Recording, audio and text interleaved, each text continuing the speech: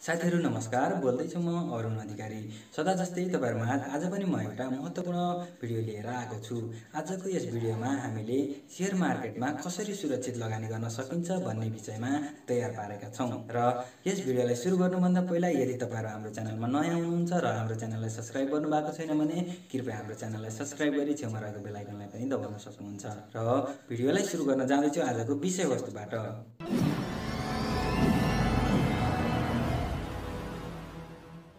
साथीहरु, हामीले शेयर मार्केटमा लगानी गर्नुभन्दा पहिला हामीले आफूसँग भएको पैसालाई लगानी गर्नुपर्ने हुन्छ। हामीले दुःख गरेर कमाएको पैसालाई हामीले जस्तो पाए त्यस्तो कम्पनीमा लगानी गर्यो भने हाम्रो रकम डुब्ने चान्स हुन्छ। त्यसैले साथीहरु, हामीले दुःख गरेर कमाएको पैसा हामीले राम्रो कम्पनी सेलेक्ट गरेर लगानी गर्नुपर्ने हुन्छ। र यदि हामीले राम्रो कम्पनी सेलेक्ट गरेर लगानी गर्यो भने हामीले भविष्यमा राम्रो प्रतिफल पाउन सक्छौं। त्यसैले आज म तपाईहरुलाई कम्पनी सेलेक्ट गर्दा के कुरामा ध्यान दिने भन्ने विषयमा बताउन जाँदैछु। सुरुमा तपाईले कुनै पनि कम्पनीको शेयर किन्न जाँदै हुनुहुन्छ भने त्यही सेक्टरका 4-5 वटा कम्पनीहरुको विश्लेषण गर्नुपर्ने हुन्छ। जस्तै साथीहरु, तपाईहरुले कुनै पनि एउटा कमर्सियल बैंकमा लगानी गर्न जाँदै हुनुहुन्छ भने 5-7 वटा कमर्सियल बैंकहरुको हिस्ट्री हेर्नुपर्ने हुन्छ।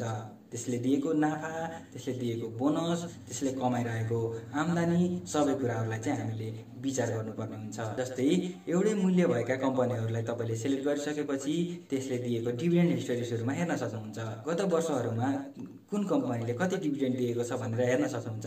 4-5 वटा कम्पनी हेरिसकेपछि यदि तपाईहरुले एउटै मूल्य लगभग बराबर जस्तो मूल्य छ भने त तपाईले त्यहाँबाट छुटाउन सकिहाल्नुहुन्छ।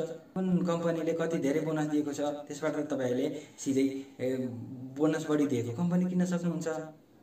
एउटा पोइन्ट भयो। र दोस्रो पोइन्टमा हामीले पी रेशियोलाई हेर्न सक्छौं। र पी रेशियो कसको बढी छ कसको कम छ। र पी रेशियो भनेको जति थोरै भयो त्यति राम्रो हुन्छ। हामीले 1 रुपैयाँ आम्दानी गर्नको लागि हामीले त्यस कम्पनीलाई कति रुपैयाँ लगानी गर्दैछौं भन्ने कुरा देखाउँछ। जस्तै कुनै कम्पनीको पी रेशियो 15 छ भने हामीले त्यो कम्पनीबाट 15 रुपैयाँ लगानी गरेर 1 रुपैयाँ आम्दानी गर्न सक्छौं। जस्तै कुनै पनि कम्पनीको पी रेशियो 10 छ भने हामीले त्यो कम्पनीमा 10 रुपैयाँ लगानी गरेर 1 रुपैयाँ नाफा खान सक्छौं। र कुनै कम्पनीको पी रेशियो 30 छ भने हामीले 1 रुपैयाँ आम्दानी गर्नको लागि त्यो कम्पनीको शेयरमा 30 रुपैयाँ लगानी गर्नुपर्ने हुन्छ। यसरी हामीले पी रेशियोको बारेमा थाहा हुन्छ। त्यसरी पनि तपाईहरुले छुटाउन सक्नुहुन्छ। र यसरी थाहा हुन्छ हामीले थोरै लगानी गरेर धेरै प्रतिफल कहाँबाट पाउन सकिन्छ। र त्यसैगरी हामीले ईपीएस को कुरा गरौं। ईपीएस भनेको अर्निङ पर शेयर भन्ने बुझिन्छ। अर्निङ पर शेयर भनेको हामीले खरिद गरेको 1 किता बराबर त्यसको आम्दानी कति छ। ईपीएस चाहिँ जति बढी भयो त्यति राम्रो हुन्छ। जस्तै ईपीएस धेरै भयो भने हामीले लगानी गरेको लगानी सुरक्षित हुन्छ। भन्नुको मतलब हामीले थोरै लगानी गरेर पनि धेरै आम्दानी गर्न सक्छौं। जस्तै कुनै पनि कम्पनीको ईपीएस 25 छ भने त्यो कम्पनीको 1 किता खरिद गर्दाखेरि हामीलाई 25 नाफा हुन्छ भन्न खोजेको।